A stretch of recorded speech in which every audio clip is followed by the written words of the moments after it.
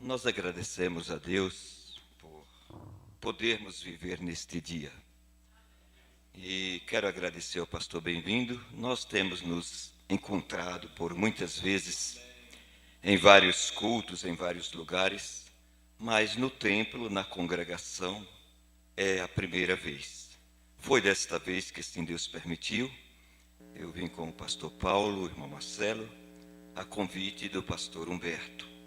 E estou muito agradecido por nós podermos neste entardecer, pastor, o entardecer do dia, o entardecer da era, ou das eras, e finalizando da era final.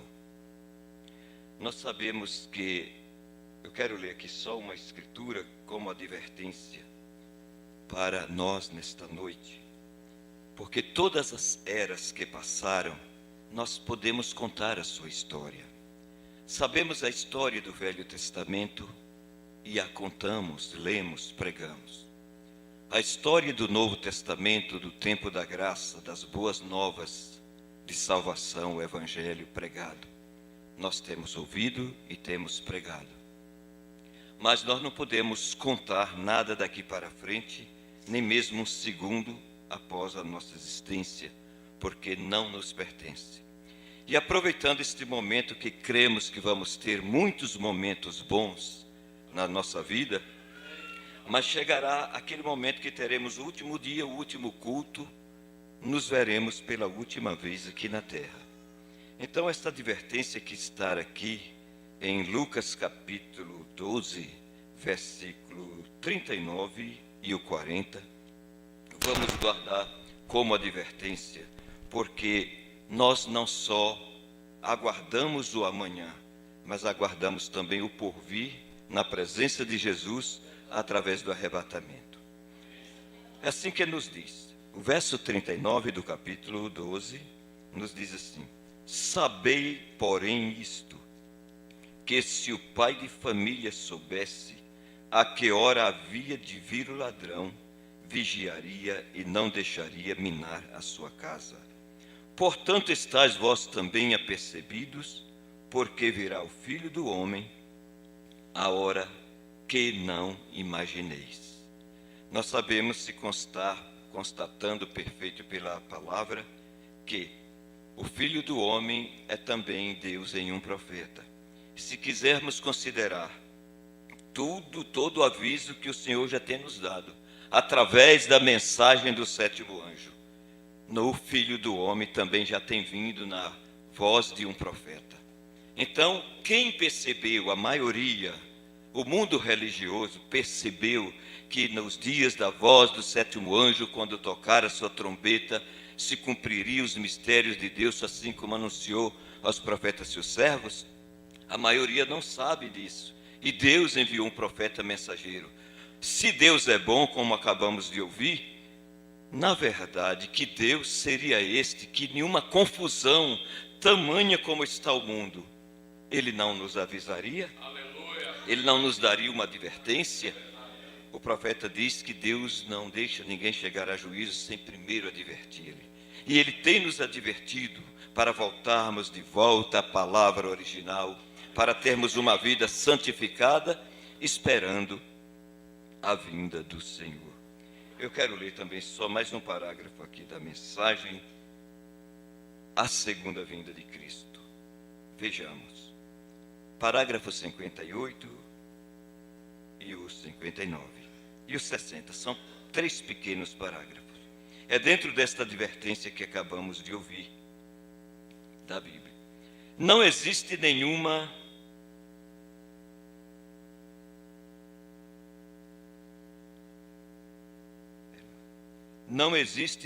outra esperança no mundo para a igreja.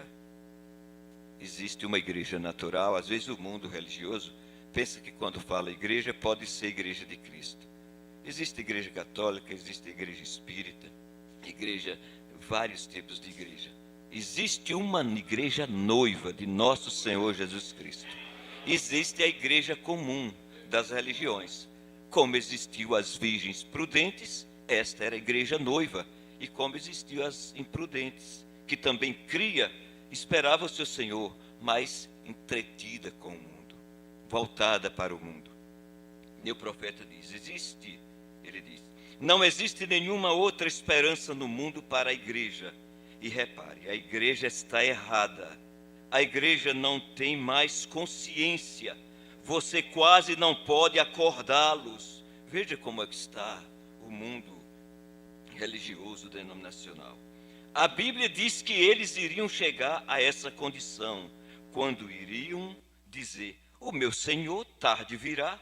Veja nestes. Mateus 24, 48. A Bíblia diz que seriam indivíduos e iriam devorar uns aos outros, brigando entre si. Isso tanto está no mundo, posso dizer, evangélico, no mundo político, no mundo científico, no mundo carnal.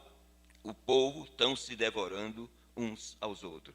Permita-me, pastor, um pouco, porque é bom que os jovens ouçam isto. Vocês já ouviram aquela breve história do peixinho que estava naquele lago sujo, sofrendo ali, aliás, um lago com muita fartura, muita comida, muitos peixes iguais. Mas um dia aquilo foi secando, foi diminuindo e ficando difícil, como está a situação do mundo atual. A nossa esperança está em Cristo Jesus, para o alimento, para a saúde, para a vida, mas o mundo em si está se fechando.